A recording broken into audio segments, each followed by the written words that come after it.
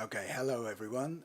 Welcome to this little streaming event, which is it's kind of a precursor to a little series that I'm putting together that's about Ableton by Numbers. And the numbers that I'm referring to are really the numbers that we use on a variety of devices, and how we might be able to link these numbers to kind of musicianship, kind of music theory. Let's try and not go down that road too much, but in terms of musicianship and how we can actually use this to our benefit and advantage in terms of the sorts of tunes that we might write, you know. Now, some of this, alongside sort of the more traditional kind of videos that you'd sort of expect, I've also got sort of practice pieces, and this is one of those. This is the third one. I've done 3 so far. So I'm starting with number 3. Number 1's really cool. That's kind of a dub reggae track. Number 2 is a bit more of a kind of a techno electro kind of track. And then there's this one, which is kind of a bit more kind of like daisy chain, daisy kind of era, sort of De La Soul and those sorts of things. And basically everything's going to be taking place within the sampler window. So everything else is pre-programmed. And basically there's a pretty much a simple kind of bass part that just in fact there isn't really much of a bass part at all that I'm playing in most. Oh, that's an empty track, that's why. Just held for the whole of the bar that will play the sample, and essentially where all of the pitch changes will come from the sampler window. So we're using that. So there are a couple of focal points within a lot of the early kind of videos that I'm doing, and these include using the pitch window to essentially adjust pitch relationships and to try and understand them, not just in terms of the intervallic relationships like a semitone or a tone or a minor third, but also the implications that they have in terms of moving them around for basses, moving them around for harmonic sort of sequences and so on. So what I've done here is that in the top track, it's a bit like Guitar Hero, I suppose, in some ways. There are some numbers, and you take those numbers and you type them into simpler, and that's kind of the idea. So my big plan was actually to kick off with the track, but I thought it's better to kind of explain it to you, give you an idea of what we're going on. So here we go. Enjoy. We're going to start with number 24.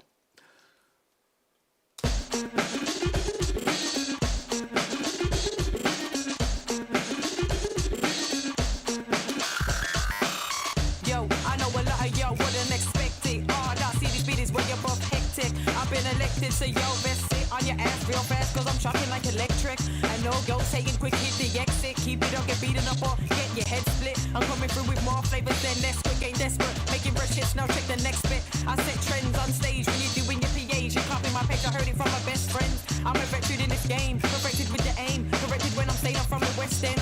Rock sand, bang like a rock band. Who hand with a hot gang to take over your block, man? Stop, man, I'm so hot, I bring the humid. You need to get the bed up, so shut the head up, stupid.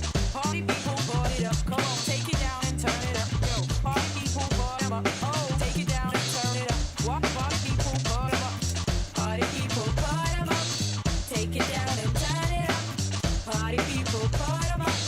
Take it down and turn it up.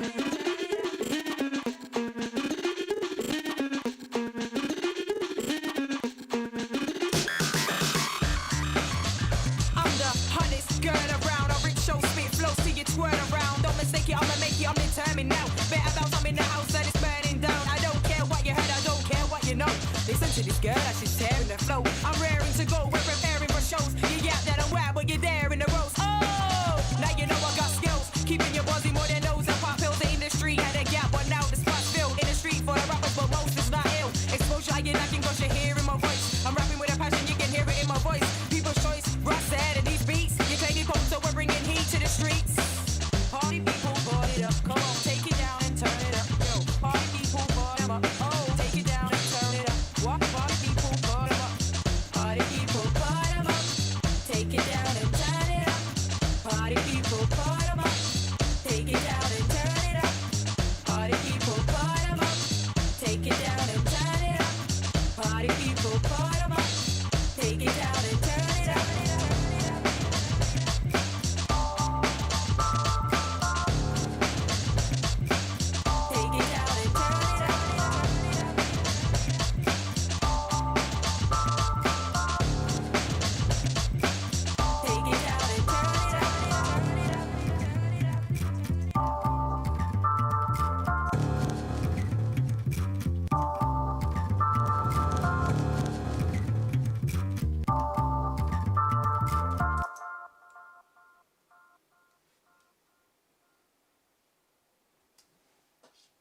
Okay, so hopefully you managed to get some of that. I can see from my analytics from YouTube that's basically telling me that there are a few issues on the stream settings.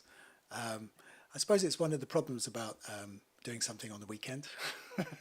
Everyone's kind of at home in lockdown and kind of doing their thing, whatever that might be. So hopefully you can hear enough in the track. I mean, the only dynamic element as such is really just the bass part. I mean, everything else are just kind of like one bar loops.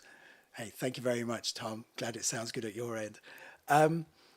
They're all pretty much like one bar loops, and the vocal or the rap part comes from one of the a library that was called Sound Foundry, which is like three different types of vocal sort of samples and sort of performances, and it's an interesting one in that it's not I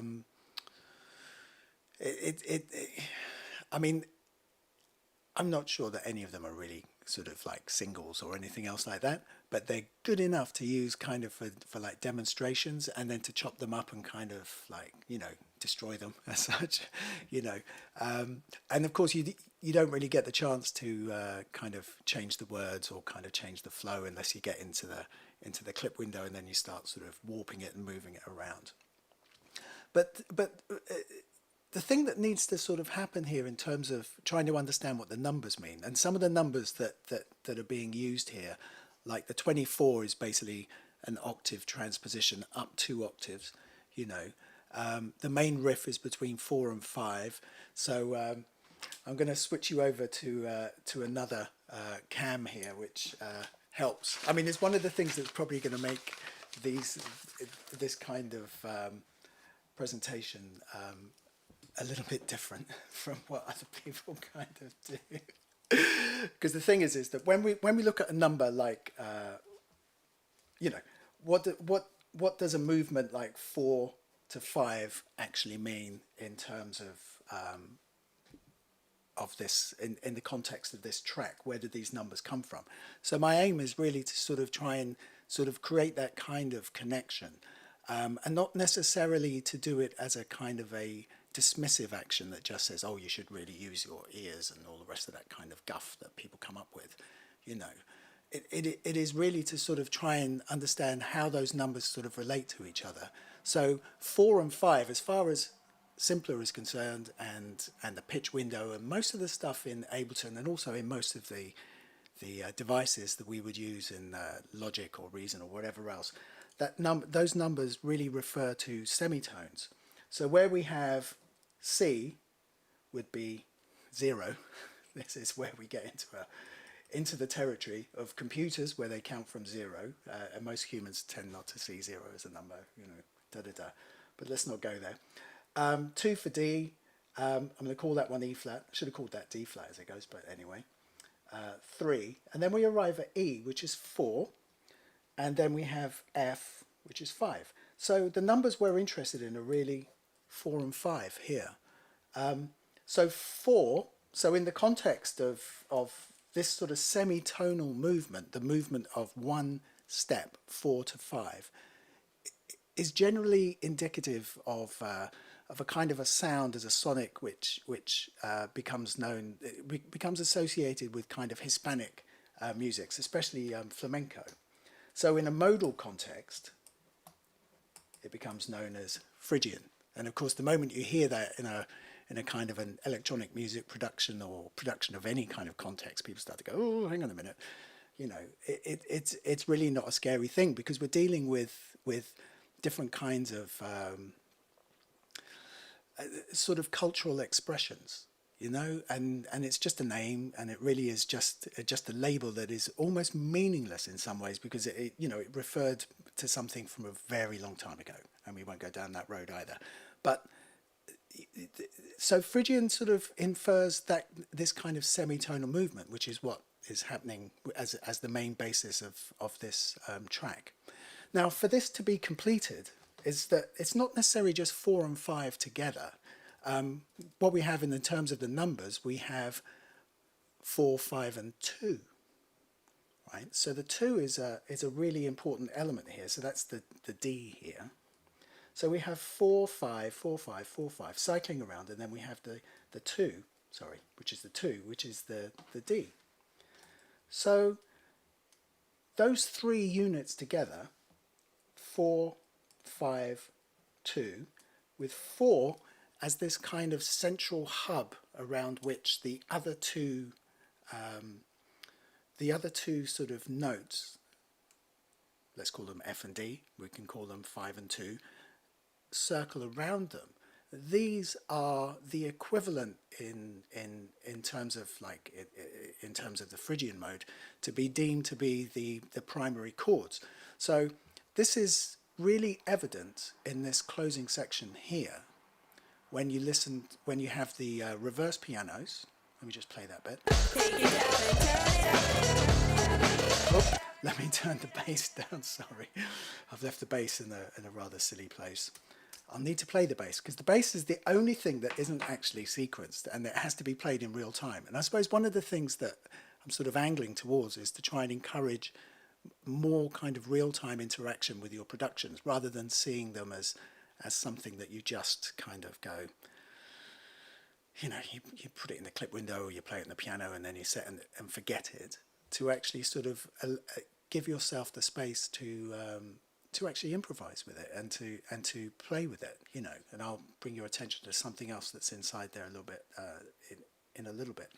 But here is a really good example of taking, remaining within the flavour, the spirit of Phrygian. So here, instead of 4, 5, 4, 5, 4, 5, 2, which is E, F, E, F, E, F, D, which is what we've been looking at, we now have cycling between 4 and 2, 4, 2, 4, 2, so that this is what it starts to sound like. So I'm not moving the bass at all now.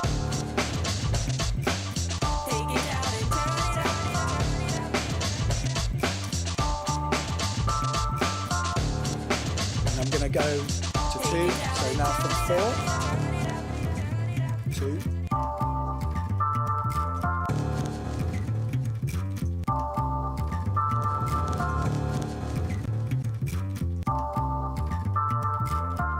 so you can hear that there needs to be that interaction to sort of kind of complete the deal, to kind of seal it for the listener and also for yourself as a producer.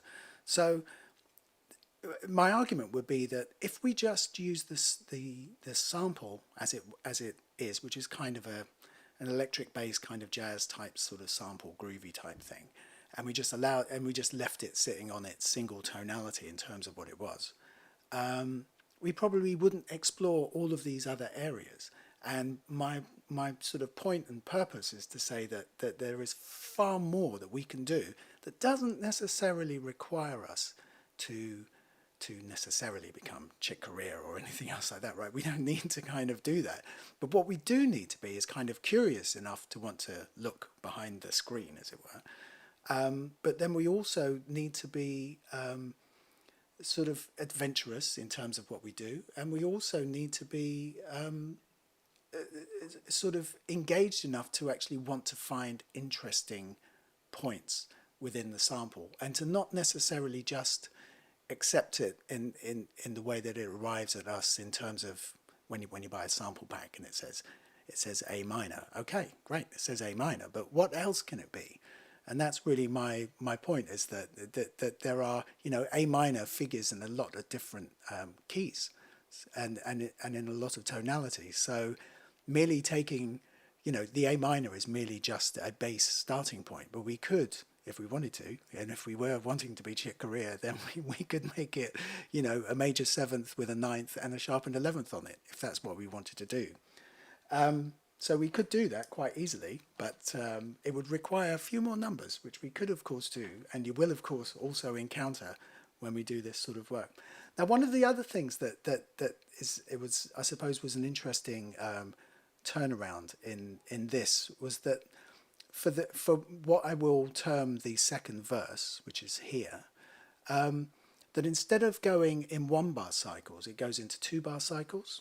And again, that's the sort of thing that would come about through jamming with the samples, rather than necessarily taking a single bar or 2-bar phrase and then essentially copy pasting it right the way through. So this is again is another kind of an upshot, which means that you can kind of go with the flow a bit more. You can kind of adapt. You can keep the idea intrinsically what it is, but you're also able to just move it away from just being merely repetition. Repetition is one of those really sort of difficult things for popular music in general, and certainly in terms of using computers. You know, cut, copy, paste. Those are the 3 words that I use a lot for a lot of my productions. The question really is where do we need to invest our attention to sort of make difference, and where can we just sort of leave it to lie and go, actually that's okay. I don't really need to, you know, if it's a track where you need to have your drums being a much more solid thing and you don't need lots of fills and variations, then great. But the dynamic or the tension is going to move to a different part of the production. And so my argument is that the bass is such a fundamental element in terms of, not just in terms of groove, but also, you know, holding things down. And as in this part, you know, it doesn't play just one note for 3.5 minutes, you know, like sitting on a single tonality. It's moving around all the time. So it gives an opportunity to, if it's not quite like any of those kind of rare groove kind of funk tracks like Gil Scott-Heron and those sorts of things, it gets kind of close-ish, you know, where you've got that kind of jazz, soul kind of crossover. Anyway, so the idea here, contrasting elements here, that we've got, it expands into 2 bars, and then you can see here it contracts into 1-bar phrases. So we've got 2 bars of 4, 2 bars of 5, 2 bars of 4, 2 bars of 2 with a break at the end, and then we revert back to the original idea, which is 1 bar alternating 1 bar and then 2 bars on the 2, which seems really crazy to me to be saying these numbers. But let me just play that part to you.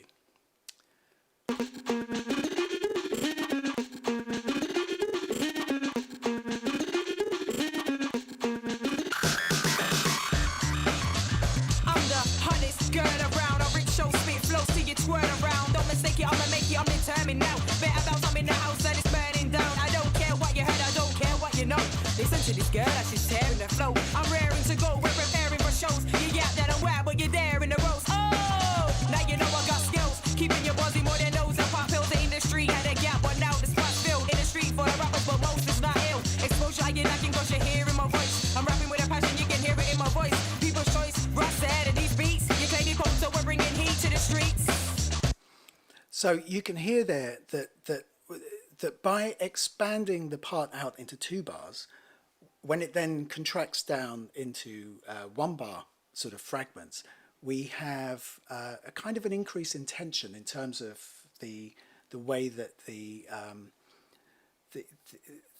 kind of the dynamic of the track. And what it also does is it goes with the rap as well. You know, as a rapper, the intensity changes for the second half of that rap. So the first half, she comes in a good deal later. So that kind of warranted actually extending the bass line out. So rather than it being in 1-bar chunks, to turn it into 2-bar chunks. But then once the intensity is kind of upped, especially in the bit when it goes, oh, and you can hear it with the delay and so on, at that point, it becomes these kind of alternating 1-bar, a little bit more intensity. Now, one of the other things that I did, which is kind of a nod to the to that kind of Daisy era hip hop, was also the movement from 9 to 4. So 9 to 4 so 9 semitones above 0, which is the root, is what you would call the so we're moving up to the 4 chord, and then it goes back down to the 1. So it's sort of the 4 chord gives it this kind of a bit more of an R&B sort of flavor. So we're going from 4 to 1. We're going from essentially A to E, assuming that we are in the key of E. and this kind of gives it that sort of you would have heard this in bands like Definition of Sound and old school stuff like Rebel MC and whatever else, right? There were Moni Love. There was a whole history of hip hop just kind of doing these sort of quite kind of 60s bass kind of movements. So this is typical of that sort of era and those sorts of things. So I've kind of snuck that in as well, partly because the rap part becomes a little bit more conversational, like it's people just sort of talking in the hallway. That's what I kind of imagined, at least. You know, party people,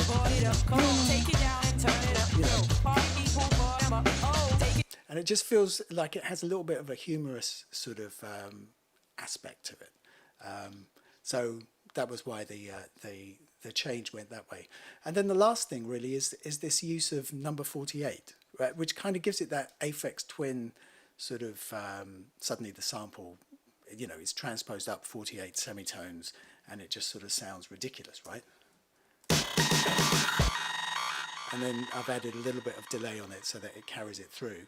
And again, it gives it just a little bit more of a kind of a sonic signature, you know, and it's something to sort of consider that even with these numbers, we're not necessarily always looking for numbers that feel like, I mean, they must kind of work together in some sort of way, but they shouldn't really be restrictive. We shouldn't restrict ourselves to such a degree that we just go, this is not going to, you know, this is really not going to result in, you know, that we have to kind of stay in our lane, as it were.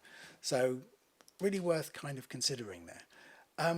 So this track is number 3 in a series. I'm hoping we will be making more, but they will all kind of come with a video that sort of says, this is what we're trying to do here. This is how you should initially sort of think about it. And the ideas like things like the Phrygian type movements, the idea there, even though it's a complex, or seemingly seems to be a complex idea, it's really not that difficult to kind of grapple with, because essentially we're dealing with a movement of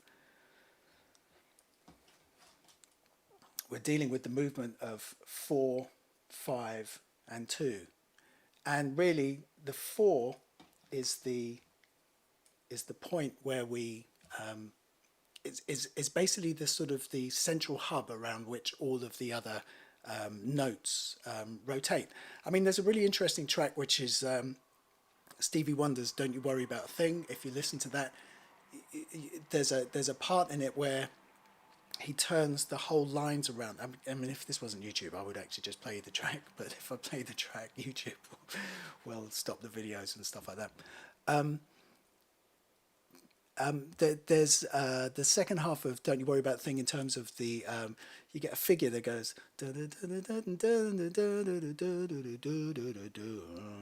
you get that bit, and suddenly the whole modal context of the track turns around into this kind of Phrygian type movement, you know. And as I said, it is a product of it. You know, we're dealing with a lot of popular music. We deal with a lot of the cultural outputs of a variety of cultures over a variety of time periods.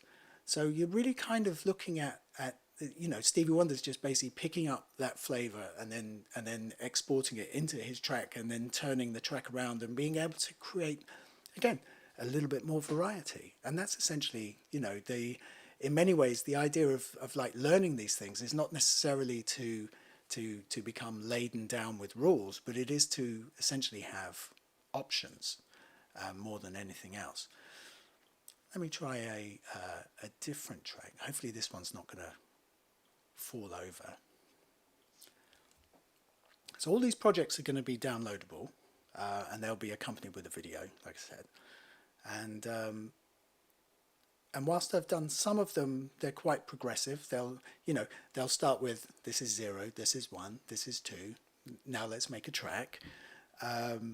They sort of, my main sort of foundation is to kind of, for everyone to kind of understand the role of 1/4/5 in popular music in its widest sense. So 1/4/5, you know, whether we're listening to Little Millie, My Boy Lollipop, or we're listening to Bob Marley's Stir It Up, or we're listening to Curtis Mayfield's Move On Up, or we're listening to Kashmir's Cats, Victoria's Veil. It doesn't really sort of matter what kinds of periods of music we're listening to. 145s tend to occur more frequently than we probably realize. And there's definitely an aspect. I mean, I spent a bit of time, like learning bluegrass music. So I learned dobro and a bit of banjo, ukuleles, mandolins, stuff, and we'll go to like the American kind of bluegrass camps and stuff, And the thing about those kinds of again, much like flamenco and much like we would find in like the Indian cultures and so on, where you would find a very strong sense of tradition in terms of how you learn. Bluegrass had exactly the same sort of things. So you would find that there would be a lot of emphasis on learning the 145s. And not necessarily just learning them in 145, but 4-1-5 and 5-4-1 and any other kind of permutation therein. And the thing is that there's less emphasis in terms of learning a DAW, that somehow that you sort of learn these sorts of things. I mean, if you're coming from an instrumental tradition, then one assumes you will have learned something of that stuff.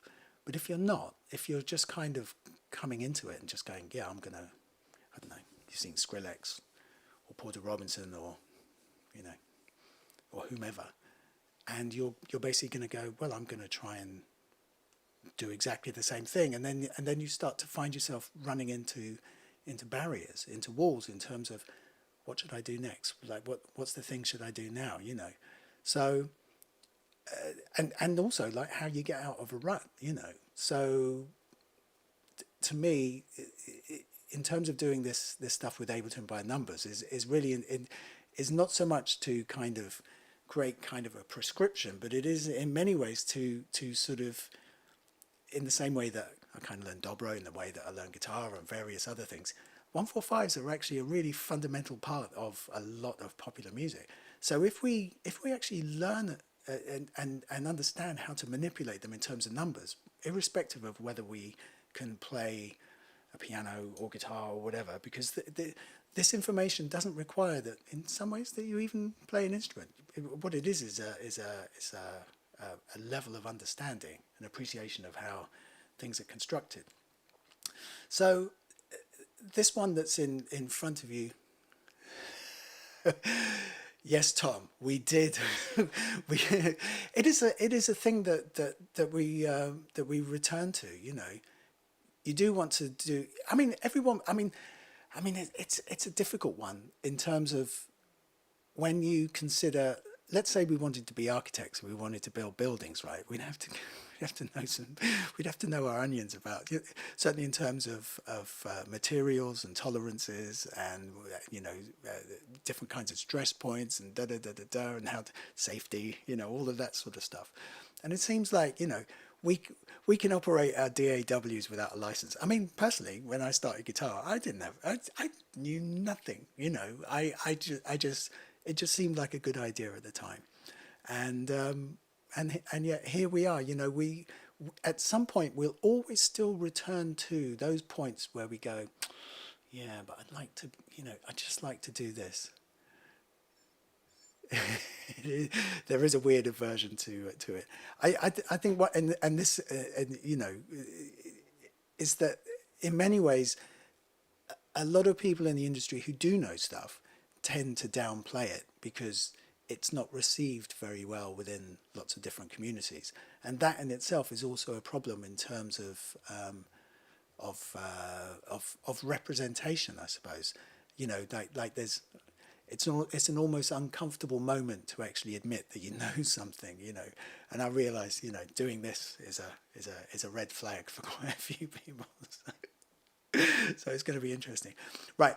This one that we have in front of us is it's a preset filter. It's a preset from the Wavetable, which ships with Ableton 10. Now I've got quite a large sort of construction in front of us here, And the essential points are really, we're going to drive the chords using the pitch window. We are going to, then these pitches are going to come into the chord tool, and the chord tool is set in a very specific way, which I'll discuss in a minute. We're going to arpeggiate these chords. They're going to get constrained by the scale tool, and we're going to avoid the wavetable just right now. And then I have 5 Max for Live LFOs, and these LFOs are all controlling the little velocity parameters down here in the chord window. Now the reason why I'm doing this is so that each of these chord voices, shift 1, shift 2, shift 3, shift 4, 5 and 6, each one of these chord voices is set to a specific interval, relationship to the lowest note. And what these Max for Live LFOs do is that they inject a little bit more interaction into the chord part. In other words, they stop them being static. But rather than using the LFOs to modulate a parameter, like filter, cutoff, or something like that, or some sort of wobble, right? Instead of doing that, it's actually modulating the level of the voice when you hear it in relation to the others. So looking at this this chord tool is kind of really important in terms of the numbers that are used to sort of set the initial kind of chord tone itself. So what we have here are almost all of the intervals are what we would describe as compound. So a compound interval is an interval that's over that's more than 1 octave, but less than, it goes into the 2nd octave, but it's no higher than 15th, which is the 2 octaves above 0. So what we have here, 16 is essentially a third, a major third. 7 is the 5th. So that's what we would describe as a simple interval because it's less than 12, right? 12, that's the octave. 14 is then 2 semitones above 12, shift 3. So 14 down here essentially gives us the 9th. And the way to kind of deal with these compound numbers is essentially you subtract or add 7. So if we had a major third and we thought, what is a major third as a compound interval, you add 7 to it, and that gives you the answer, which is 10. But in terms of semitones, you just subtract 12 from the semitones, and we find 2, right? So, 2 plus 7, 9. And there we go. And that's what I mean, that there's a certain complexity in this which is why, like in some of the videos, it might seem quite pedantic, but it's just about the numbers and just sort of talking about the numbers and then attaching them to the language at the same time, like the expert language. These things must go together. I don't think they can necessarily be avoided. I mean, you can put them off, but, they will at some point rear their ugly head, right? So 12 is the octave. This is the 9th, 14 semitones.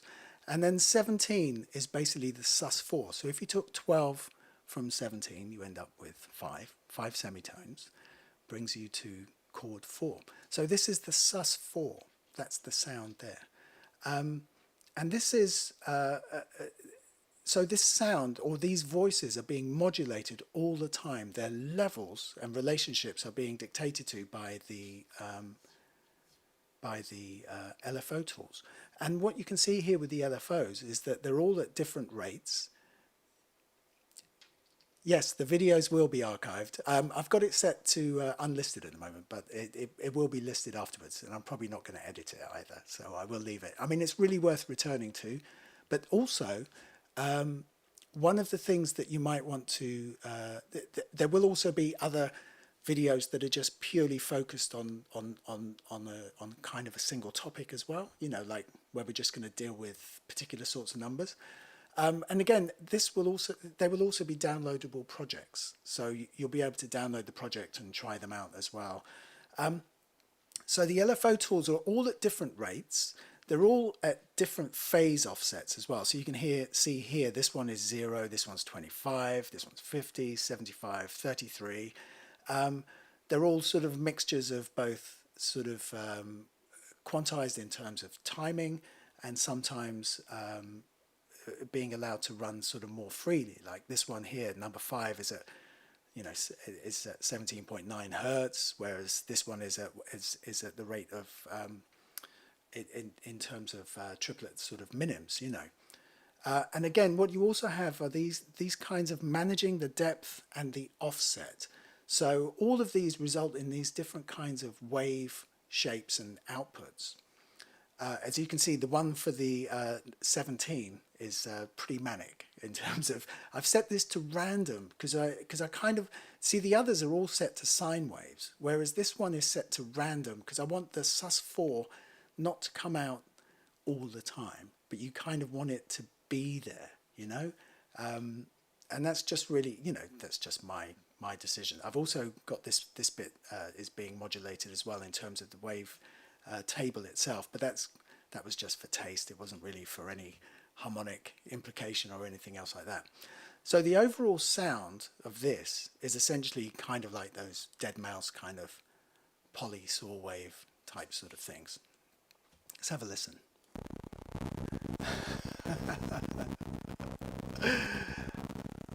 I think I need to increase my latency. I'm really sorry if you've heard that. Clearly, it's quite an intense project. Let me try that one again.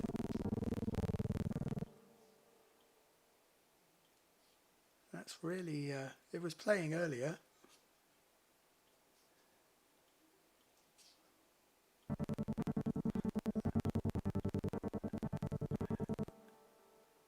I think I'm going to reload this project. Give me a second.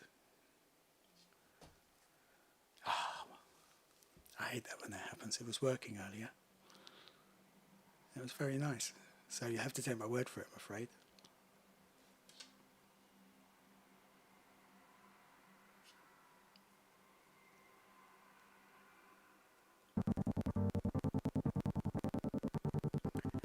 That's really weird. Forgive me 1 second.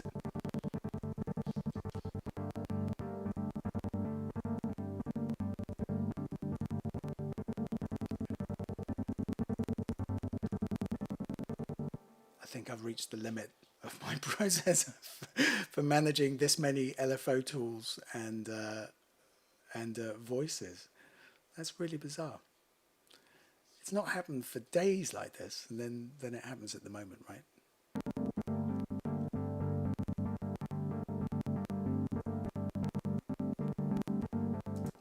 Let me reduce the number of voices on the wavetable. That might... Let me take that to 6. I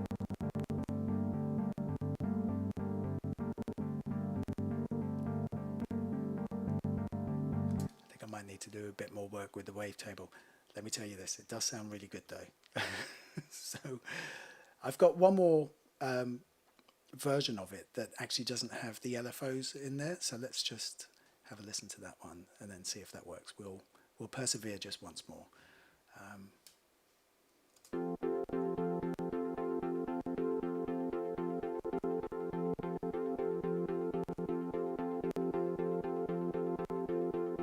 Yeah, it's not quite there.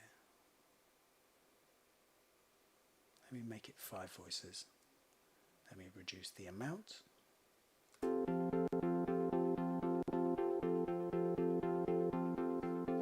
That's not too bad.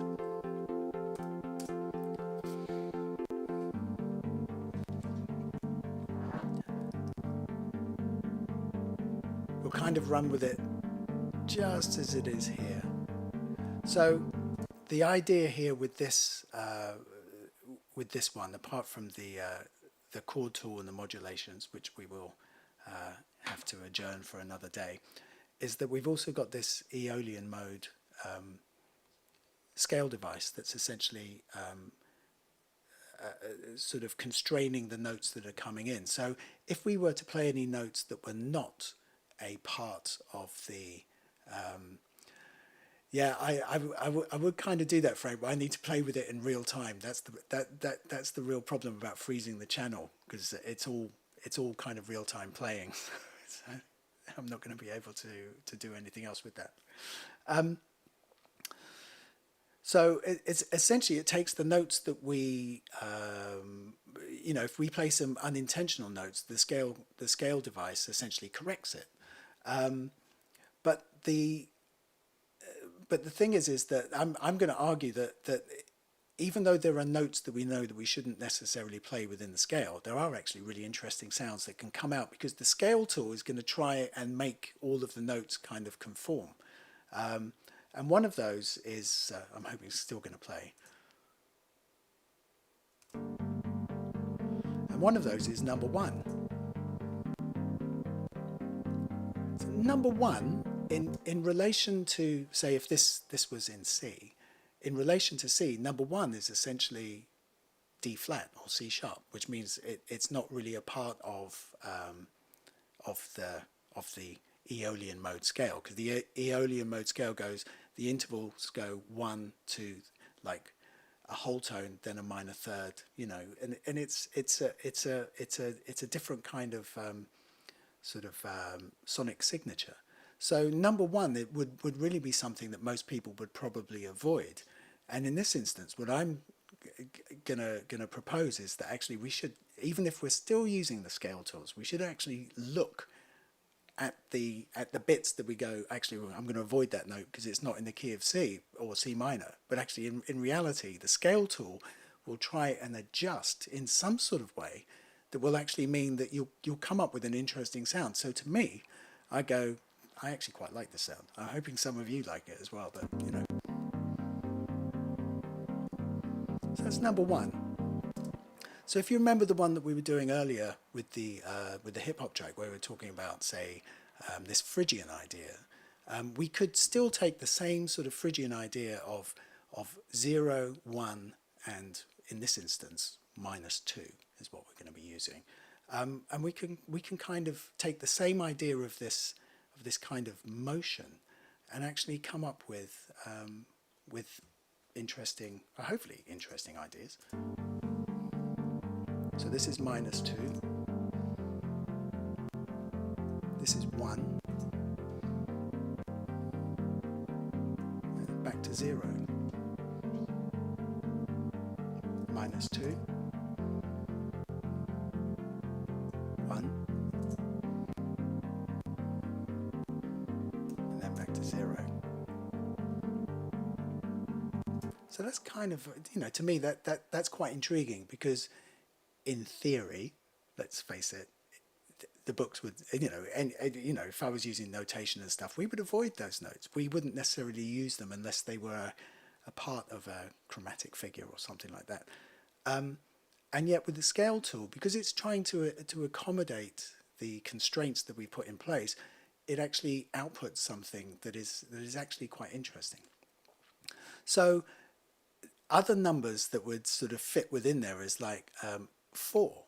So 4 would be this major third thing if we're in the key of C. So this would sound like this.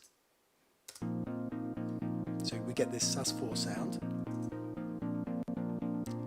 So we could actually do a cycle between 3 or 4 to 3, down to 1, -2,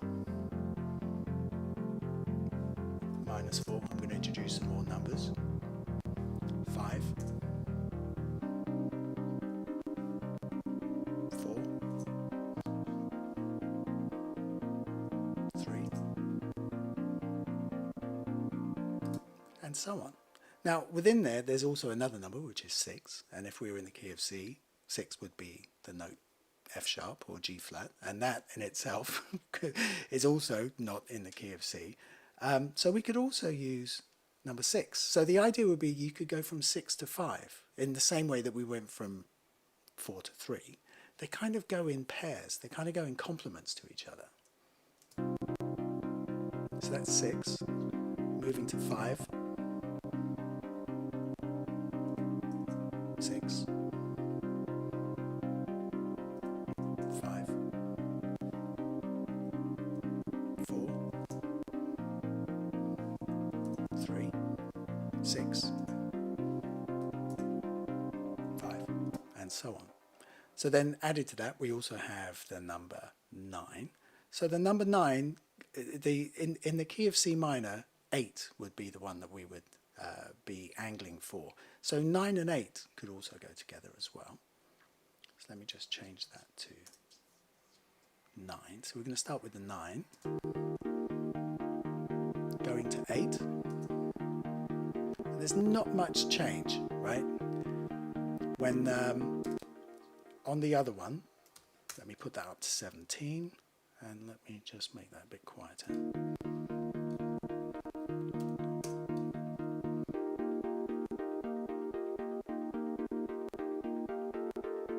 So you can hear it as I reduce.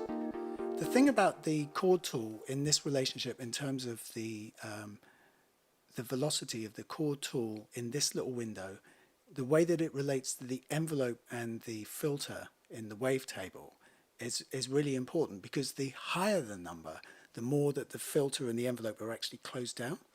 But if we reduce the number, as we reduce the number, the voice becomes much more apparent, much more clearer. Have a listen.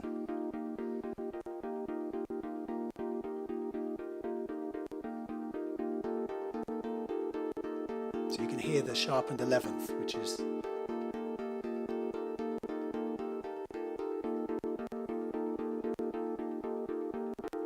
so this is the sort of effect that the LFOs were doing, that they were essentially modulating all of these this parameter so that different voices would appear and disappear in relation to the polyphonic envelope, which is of course making my computer fall over. You know, roll on Ableton 11 when it's you know, like a MPE data. That's going to do some real damage, you know. But you can hear that 9, as it is in the pitch window, will result in something interesting, which then resolves down to 8. 9. You can hear that sharpened 11th in there, and then back to 8. You know, it's an interesting sound. And then finally, the last two complements are 11. So 11 in the key of C is B. But usually in the key of, in C natural minor, it will be 10, which would be the B flat. So we have this. I'll take off the, that's better. Take off the sus4. 11.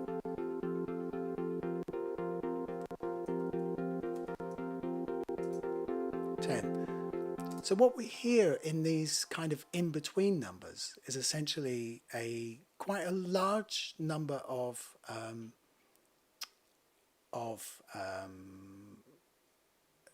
kind of suspensions, sort of chord voicings. Right. So we have this question: how is Scale Tool directing the out of the scale to the next available? It's just basically in terms of I mean, if I understand you correctly, essentially, I mean, this is just basically the preset Aeolian mode that comes with the Ableton library. I've just kind of put it in there. But what you would do is that you can specify how to treat the various notes that are coming in. So here, the note C sharp, if we look at this second cell here, this would normally be that if this was a chromatic scale. So here we're saying that treat all C sharps as C. But we could just as much say treat all C sharps as D if we wanted to.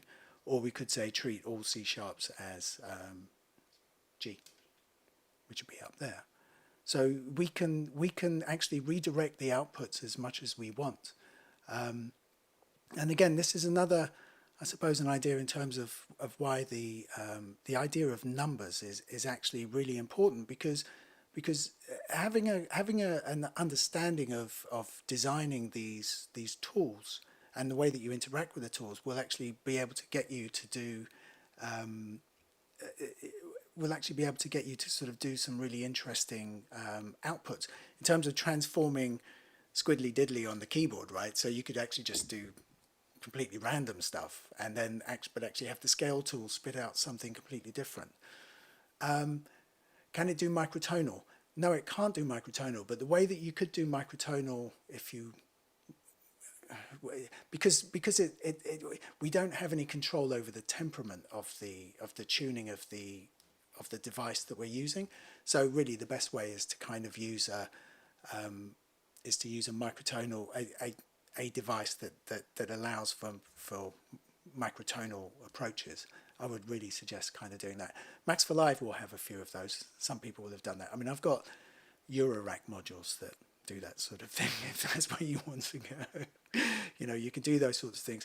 You can kind of simulate it a bit with automation in terms of like pitch bends and so on. You could do sort of little aspects like that if that was something you were sort of interested in, you know. But yeah, I mean, it's kind of I mean, microtonality is not necessarily something that I've necessarily been attracted to in terms of in large amounts. The DX7 used to let you kind of do that, you know, and there are some practitioners where you'd see, you know, they'd have two keyboards and they were all just away from each other, and you get this kind of, I'm trying to show it up on the cameras, but you get this kind of like really sort of like intense kind of performance kind of approach. I do think the scale tool is kind of undervalued in some ways, because it's kind of used as a way of kind of correcting everyone's flaws, let's say, right? And if it's sort of posited as some kind of corrective mechanism, you don't actually, I mean, you don't actually see it for its kind of punk attributes. In other words, that you could actually sort of use it in the way that it actually wasn't intended. You know, let's see that. Got a mini log and there's some microtonal presets. Yeah, well, he would be a classic for that. Aphex Twin would definitely be a classic for that sort of those sorts of ideas. You know, the thing is that I suppose one of the flaws in Western music is that and it's also one of its the reasons why it's potentially quite so successful is that there's very little variation in many ways. You know, everything behaves in exactly the same way, and they've sort of, as much as people will argue for you know, against you know, sort of temperament and so on, and say, no, that's not the proper note, we should really be hearing it like this. It behaves in a way that consistently works irrespective of what instrument you're using. You know, I mean, for me as a guitarist, it's, you know, I can take the same ideas there and they behave generally the same on a piano, and I can make pretty much the same ideas behave in a DAW or on a Eurorack instrument when it's behaving itself. And that allows for a good deal of kind of security and comfort. But then the problem is that security and comfort in some ways kind of needs to be challenged sometimes by sort of, you know, using a scale tool, not because I can't play in key or in tune, but using it to actually output something that's different, you know, that doesn't conform in quite the same sort of way.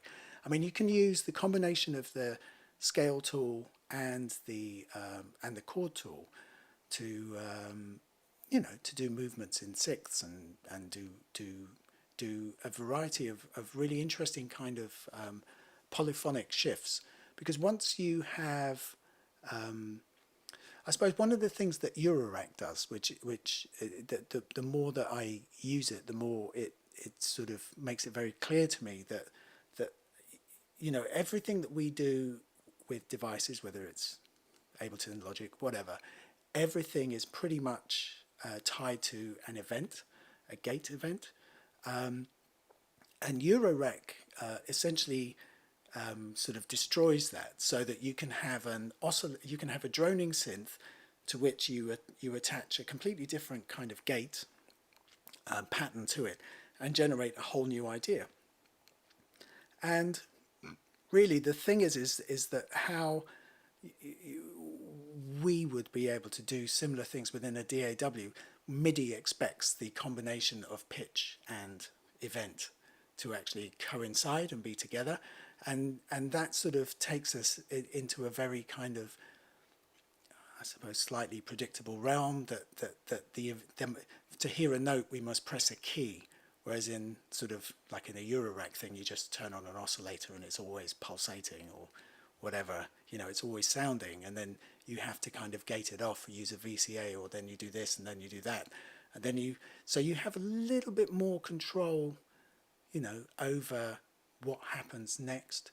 And there was that whole movement, the outgrowth from kind of Schoenberg's kind of serialism into this area that was known as total serialism. So it's people like Babbitt and so on, that the idea that you can controlled music in 5 domains.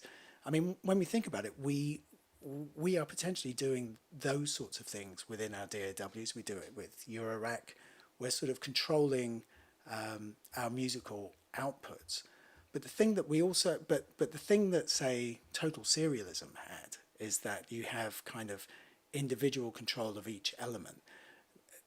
The DAW, the question we have to ask ourselves is, how do I assert control of each individual element, and which kinds of devices or tools or concepts or ideas or whatever it might be will I need to kind of grapple with to be able to kind of do that, and there's still a lot of joy in just doing, the usual thing. That's totally cool, but it's also really good to be able to break those connections and assert new ideas. So something like scale actually allows you to kind of do that. I mean, there's a scale preset which essentially reverses the scale. So instead of being chromatic scale going like that, it goes like that. So when you play C, it plays B, and everything is in reverse direction. That alone could be interesting in terms of playing parts and coming up with ideas, So I would kind of recommend looking at those sorts of ideas, certainly in terms of finding new ways of kind of arriving at material, because that's really the problem that we find ourselves with. Once we've got, once we actually have some form of command over our systems, what do we do next? How do we keep the ideas kind of ticking over and going? So I thought I would, so this is the first one of these kind of what I call these consolidation exercises, so a bit like the hip-hop one that I played earlier. And again, this one revolves around a bass. Hopefully this one won't fall apart. And the bass is coming off operator. It's a dub bass. It's a particular figure.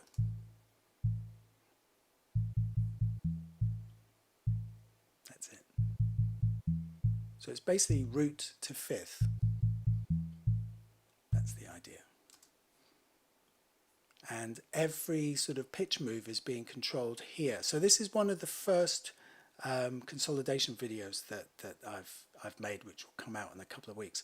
And the idea that we might sort of, again, take the same ideas like 0, 1, -2, use the 1, 4, 5 chords, which is 0, 5, 7. So let's start with 0.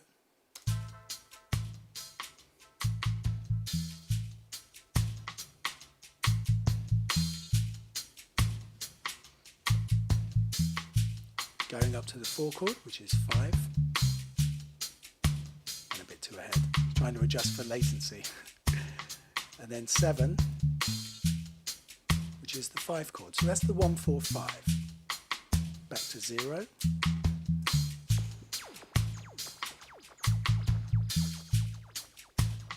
Up to the 5, which is 7. 4. So that's 0. -2, back to 0, -2,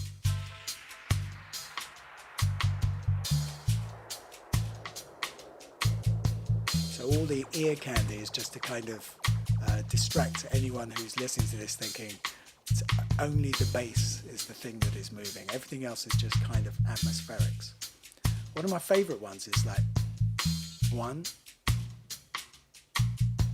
and then 0 in that kind of Grace Jones sort of way. 1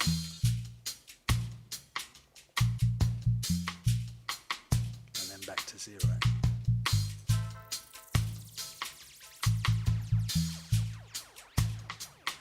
8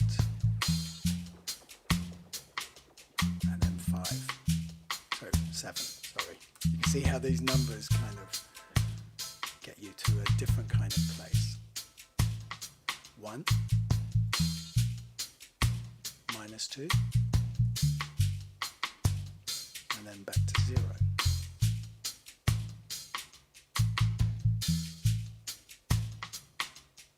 1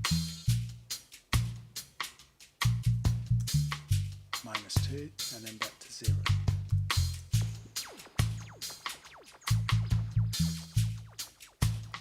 So the idea there is in many ways is to kind of create backing tracks with a mixture of kind of fixed elements and then a part, like a bass line especially, that is easily transposed just by doing the numbers. Because the problem is that, you know, I could kind of, you could teach it to someone and say, okay, this is on the piano and this is how we play a reggae bass line or a dub bass line, you know. But in reality, what kind of needs to happen is that I'm looking to get a transferable skill together that says that here is an idea using the semitones 0, 5 and 7, which gives us the 1, 4, 5, where we can have them in any kind of order, in any kind of frequency, and it will pretty much work in almost any style of music because those are kind of the roots of a lot of popular music. Likewise, when we look at a movement like 0, 1, minus 2, that gives us much more of this kind of Hispanic, kind of Phrygian kind of flavour. So that is again is another move that can be applied, and it's very much valid within popular music and electronic music in general. You know, we only need to listen to Rosalia, like something like Melamente, and there it is, right? So you get the flavour of the tradition, but you also have it set within a contemporary sort of R&B kind of hip hop context. And this is really the angle, the sort of the destination. The destination isn't to sort of make necessarily music that feels like the past, but it's really to sort of take sufficiently enough of the ideas and be able to kind of transport them into kind of the present or the near future and go, this is what we're trying to do here, you know. And we can take these ideas, and they're simple enough because they don't require, you know, necessarily being a fantastic instrumentalist. Not everyone wants to be a fantastic instrumentalist, you know, and not everyone has the time to do that. And again, we come back to the same thing that has been a topic of discussion in the Ableton user groups about what, you know, how much theory do we need to know, or how much is relevant to production and all of those sorts of things. So it's kind of a really important sort of aspect here to be able to not just say you should be doing this, but to say this is some of the framework that you can actually apply almost immediately. You don't have to wait until you're big enough or old enough or smart enough or anything else, right? You just go, here we go. Let's try it out, you know. And the thing is in many ways, at the end of all of this, the idea is to almost be kind of less fearful and a bit more confident in your kind of instincts to kind of move stuff around and then to evaluate them and to go, is this a good sound? Is this a good idea? Is this the thing that I would like? Is this the thing I want? If it isn't the thing you want, what do I need to change? Because if I like some of it but not all of it, what do I have to change? You know? And sometimes it can only be you, us, me, whoever, who has the power to decide, is that really what I intended? Because, you know, if you go on a forum or you ask someone else, you get a million different answers, and none of them, they'll all kind of be right to a point, but they'll also all not be right to you, you know, and for you. So I think this is an important aspect to kind of grasp, really. Right, so this video for this stream will be available, and it takes a little while for it to transcode, but it is available very soon. I'm going to leave it up. The projects will start to be sort of downloadable with each of the different videos that kind of come out. I also want to say thank you to everyone who has turned up today. Thank you very much for all of that. It's been really great. I know it's a Saturday, but you know it's really nice to see some of you here, and hope to do a few more of these. I think I might need to go and work on my my streaming rate a bit more and see. I keep getting error messages on the other computer. And again, you know, email me if there's anything you want to sort of carry on in terms of the conversations and so on. You can email me, or you can leave comments and so on, and then I'll respond to them and put some things in. But yeah, thank you very much, everyone, and have a good evening, and see you again at the next one. Thank you. Bye for now.